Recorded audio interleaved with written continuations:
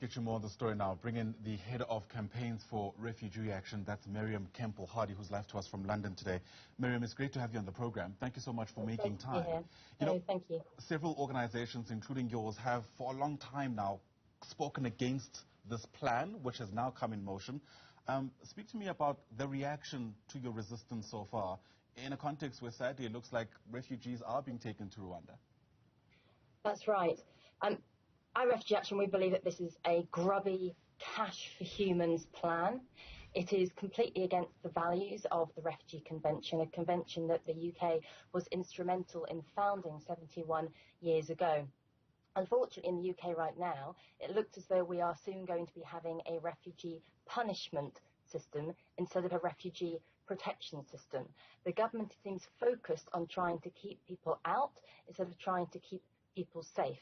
It's an inhumane, barbaric and racist policy that we want to see stopped. There, of course, are also concerns about who is actually being deported in this way. Real criticism that it's actually very racialized. Absolutely. We saw just a few months ago when in the outbreak of conflict in Ukraine, that the government's response was rightly to be horrified by the number of people fleeing and to do a lot in their power to try to open routes to safety to the UK. That was the right response to a conflict. However, what we're seeing right now is that people who are racially minoritized in the UK, it's those people who are going to be deported to Rwanda. The people scheduled to be on the flight next week include Sudanese, Afghans, people from Eritrea. Yet we know that people who flee from those countries and apply for asylum in the UK are very, very, very likely to have their claim accepted. And so you are right, there is a racialized dynamic to this. And actually this grubby cash for humans policy is extremely neo-colonial, trying to trade humans across the world just in terms of how it suits the UK government right now. It's absolutely barbaric and should not be happening in 2022. Priti Patel, who, if you like, is the face of government in the saga, has also acknowledged that there is room for improvement, at least insofar as ensuring that those who become refugees by traveling on the channel don't lose their lives because of how unsafe it is there. But I wonder how forthcoming she's been about using existing mechanisms or improving existing mechanisms to ensure that people don't lose their lives as opposed to deporting them in this way. That's a very good question to ask. The government in the UK talk a lot about channel crossings and they wring their hands as though it's something that is almost impossible to solve apart from doing barbaric things like this Rwanda plan. However, that's because they're looking at this problem purely through the lens of how do we keep people out and not how do we keep people safe. The numbers are not huge. When you look at the asylum system, the number of claims made in the UK, we have 4 times as many people seeking asylum claiming asylum in Germany, for example, 3 times as many in France than in the UK. If the government really wanted to stop people losing their lives in the Channel, if it was really about protecting people, they would be opening up safe routes to safety in the UK. And instead, the UK government over the last 2 years has been dramatically reducing the routes to safety to the UK to apply for asylum. We have barely a refugee resettlement programme anymore. They're reducing the ability for refugees to apply for family reunion for other people around the world and their family to come and join them in safety in the UK. So I say again, it is not a difficult problem to solve.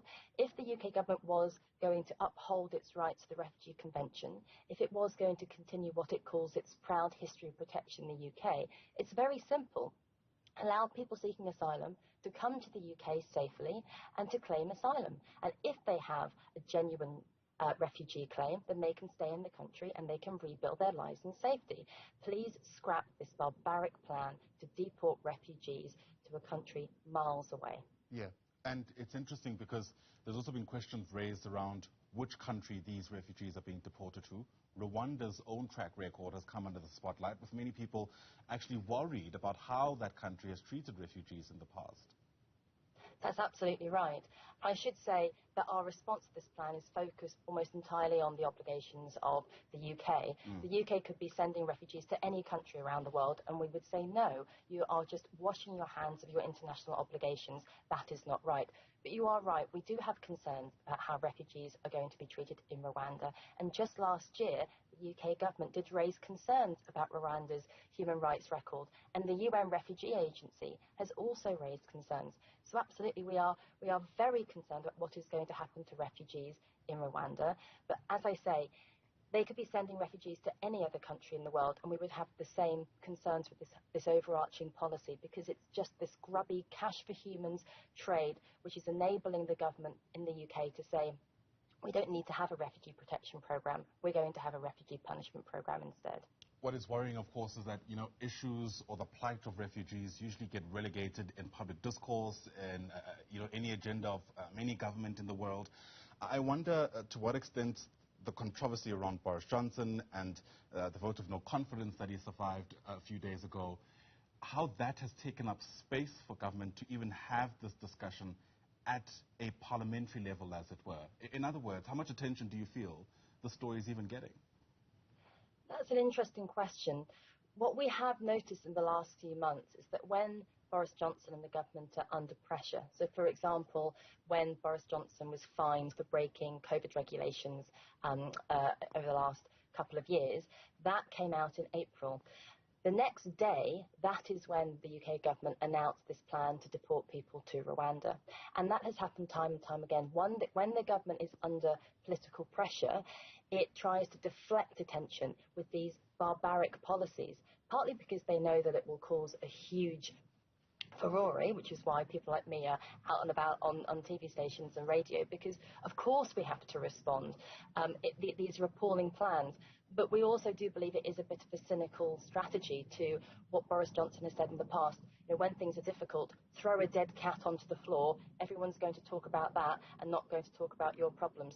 However, I would say that, yes, this week there has seemed to be bandwidth in the media, both for outrage, rightly outrage on this policy, and also the political shenanigans that are happening in government.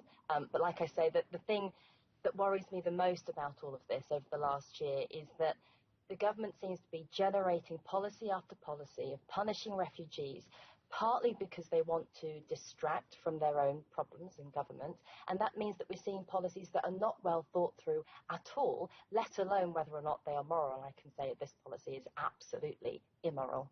Important story, this. Thanks for helping us understand it a bit better here in South Africa. Appreciate your time. Mariam Kemple-Hardy is the head of campaigns for Refugee Action. Once again, Mariam, thanks very much indeed.